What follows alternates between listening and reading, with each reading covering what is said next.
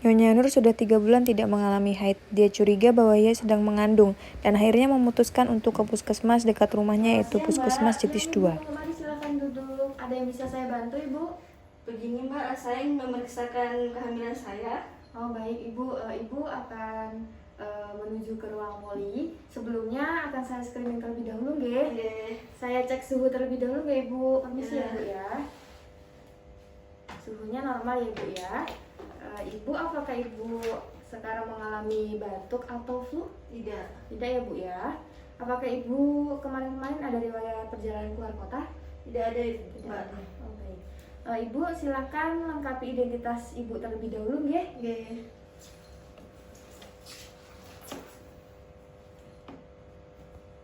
Bu, silahkan masuki ruangan yang ada di sebelah timur, sebelah tangga itu ya, Bu ya. Baik Mbak, terima kasih Mbak. Sama-sama, Ibu. Setelah Nyonya Nur mengisi identitas, kemudian Nyonya Nur duduk menunggu di ruang tunggu KIA. Atas nama Ibu Nur, silakan masuk. Ya Ibu. Silakan duduk, Bu. Terima kasih. Bagaimana Ibu, ada yang bisa kami bantu? Begini Bu Bidan, saya ingin mengecek apakah saya hamil atau tidak, karena saya sudah 3 bulan tidak menstruasi Bu. Oh, seperti itu. Ini dari data yang sudah saya dapat, Ibu namanya Ibu Nur, nggih. Nggih. Alamatnya di Kasihan, betul? Ya betul Ibu. Untuk nama suaminya Bapak Ainan ya? Ya benar. Oke, baik. Oke Ibu, sebelumnya perkenalkan terlebih dahulu, saya Bidan Nirma yang nantinya akan mendampingi Ibu. Sebelum nanti kita akan melakukan pemeriksaan ya Bu, saya mau bertanya terlebih dahulu untuk riwayat menstruasi ya Bu. Ibu menstruasi pertamanya kapan ya Bu? Kemarin pada bulan Agustus Ibu. Untuk pada saat menstruasi pertama kali ada yang dirasakan Ibu? Merasakan nyeri. Nyeri ya. Kemudian apakah pada saat menstruasi ada pengeluaran darah yang tidak normal? Tidak ada Ibu. Tidak ada. Untuk penggantian pembalut berapa hari sekali Ibu? Sehari 3-4 kali Ibu. Baik Ibu, untuk HPHT-nya mulai sejak kapan Ibu? Kemarin pada bulan Oktober Ibu. Oh, pada saat bulan Oktober. Baik Ibu, di sini nanti kita akan melakukan pemeriksaan fisik. Yang pertama, setelah melakukan pemeriksaan fisik, saya akan membawa Ibu ke laboratorium untuk pengambilan spesimen darah dan urin. Seperti itu ya Bu. Oke, Bu. Nanti akan saya antar untuk menuju tempat laboratoriumnya. Baik Ibu, kita lakukan pemeriksaan fisik terlebih dahulu ya. Mari Ibu, silakan ikut saya. Nyonya Nur dilakukan pemeriksaan fisik lengkap oleh Ibu Bidan. Bantu, Ibu.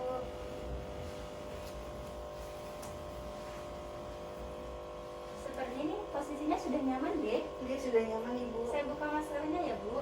Ya. Baik, kita melakukan pemeriksaan deh, mulai dari Alhamdulillah deh Bu, tadi pemeriksaan fisiknya sudah selesai dan didapatkan hasil keseluruhannya normal. Namun tadi waktu saya periksa di bagian kelopak mata Ibu agak sedikit pucat, namun tidak apa-apa, dan setelah ini Ibu bisa langsung ke laboratorium. Mari saya antar Ibu. Ayo silakan Ibu. Ibu Bidan mengantar Nyonya Nur ke ruang laboratorium dan membawa rekam medis untuk diberikan kepada petugas laboratorium. Ibu, ini ada pasien dengan pelayanan KIA terpadu. Ini untuk berkasnya, deh. Oh, nggih. Ini rekaman medisnya saya terima ya, Bu. Iya. Ibu nanti tunggu di sini sebentar, nanti akan ada dipanggil petugas. Baik Ibu, terima kasih. Iya, saya pamit ke ruangan saya dulu ya, Bu. Oke. Ibu Nur, silakan, ini saya bawakan botol kecil ya Bu ya. Nanti Ibu silakan masukkan urin Ibu sedikit saja ke dalam botol urin ini. Nanti untuk kamar mandinya sebelah sana ya Bu ya. Baik Ibu.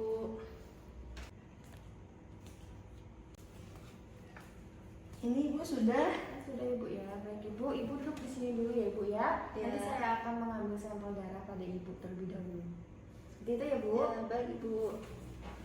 Kemudian petugas lab mengambil sampel darah pada Ibu Nur. Baik Ibu, untuk hasilnya nanti bisa ditunggu sebentar ya. Nggih. Ibu, ini untuk hasil pemeriksaannya sudah keluar. Nanti Ibu saya antarkan ke ruang bidan lagi ya Bu ya, supaya Ibu bidan juga mengetahui dari hasil pemeriksaan ini. Seperti itu ya Bu. Tidak Ibu, saya ingin membaca hasilnya sendiri Ibu. Tidak bisa Ibu, nanti biar diarahkan oleh Bu bidan ya Bu ya. Dan nanti juga biar bisa lebih paham. Seperti itu ya Bu ya. Ya, Mari betul, Bu. ikut Iya, Bu. saya ke ruang Bu bidan. Petugas analis mengantar Ibu Nur ke ruang bidan dan membawa hasil pemeriksaan. Permisi Bu Bidan. Iya Ibu. Ini untuk hasil pemeriksaannya sudah saya tuliskan di dalam rekam medisnya Ibu ya. Oh, iya, Nanti baik. Ibu bisa melanjutkan untuk pengisian KIA-nya Ibu. Baik, terima kasih banyak ya Ibu. Iya Bu, saya permisi. Iya. Baik Ibu Nur, silakan duduk terlebih dahulu Ibu. Baik Ibu. Oke. Bagaimana hasilnya Ibu Bidan? Baik Ibu, dari hasilnya alhamdulillah nggih, saya ucapkan selamat bahwa ternyata Ibu memang sedang mengandung dan saat ini usia kandungannya Ibu sudah 4 bulan.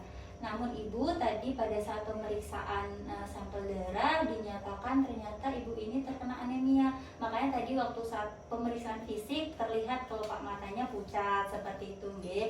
Dan anemia ini termasuk bahaya Ibu untuk ibu hamil. Dapat membahayakan ibu hamil juga membahayakan bagi janin. Sehingganya nanti setelah Ibu dari sini akan saya rujuk ke bagian poligizi. Nah, sesampainya di poligizi nanti Ibu akan diberitahu bagaimana cara penanganannya, anemianya seperti itu nggih Bu. Dan agar kandungannya Ibu ini bisa berjalan dengan baik, janinnya juga sehat. Seperti itu Ibu bersedia? Ibu bersedia Ibu. Baik, sebelum Ibu ke poligizi, saya akan menjelaskan sedikit nggih beberapa penyebab ataupun anemia itu sebenarnya apa sih. Di sini ada terlihat nggih Bu, ada gambarnya. Ada gambarnya Ibu. Iya. Baik Ibu, di sini saya jelaskan sedikit nih beberapa tanda dan gejala seseorang itu terkena anemia.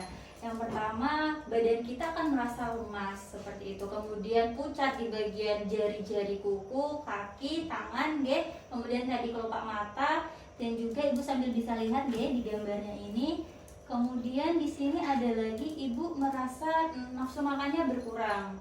Jadi selama ini pola makannya bagaimana Bu? Memang sebelumnya lancar makan dan sekarang merasa tidak enak makan?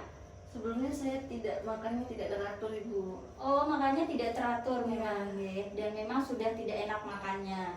Nggih. Kemudian selain itu Ibu juga sering mual muntah, sulit berkonsentrasi, nggih, matanya berkunang-kunang dan itu merupakan tanda penyebab gejala dari anemia. Tadi Ibu sudah merasakan adanya kurang nafsu makan ya Bu ya, dan lemah itu tadi Bu ya. Ya. Memang ya Bu, penyebab anemia di Indonesia ini sangat beragam, mulai dari kekurangan gizi, kemudian kekurangan asam folat, vitamin, dan ini menimbulkan ada beberapa bahaya yang akan dialami oleh ibu hamil, termasuk janinnya itu tadi. Salah satunya janin ini bisa mengalami pertumbuhan janin.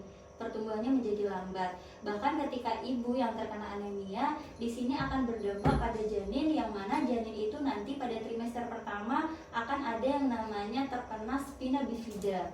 Seperti itu. Itu tadi ya Bu, spina bifida ya, bayi lahir cacat. Kemudian yang kedua, Ibu bisa lihat kembali di sini. Di sini ada meningkatkan resiko terjadinya keguguran. Jadi memang kalau ibu yang kekurangan kadar darah sehingganya suplai oksigen, nutrisi yang masuk ke dalam janin itu berkurang. Sehingganya itu tadi meningkatkan terjadinya resiko keguguran seperti itu. Kemudian kelahiran bayi yang prematur ya Bu, akibatnya anemia tidak segera ditangani sehingganya itu tadi bayinya bisa lahir lebih dulu prematur. Jadi saya harapkan Ibu karena memang sudah terkena gejala anemia, Ibu harus mengkonsumsi vitamin D, zat besi ya untuk menambah darahnya, asupannya. Kemudian nanti setelah ini Ibu juga bisa mengkonsumsi sayuran yang mengandung zat besi ya Bu ya, daging-dagingan, telur, kacang-kacangan. Kemudian ini nanti Ibu akan dijelaskan lebih lanjut oleh ahli gizi terkait bagaimana vitaminnya dan asupan nutrisinya. Jadi sampai sini nanti akan saya antarkan ke ahli gizi itu tadi. Seperti itu Ibu. Ternyata bahaya sekali Ibu anemia bagi saya. Iya, memang benar sekali ya Bu ya. Selain itu tadi janinnya akan terhambat pertumbuhan dan perkembangannya. Nah, oleh karena itu Ibu sabar dulu nggih. Nanti akan saya konsulkan ke ahli gizi, akan saya antarkan rekam medisnya, akan saya tulis terlebih dahulu. Ibu tunggu sebentar nggih. Baik Ibu. Mari Ibu saya antarkan sembari saya melapor ke ahli gizinya nggih.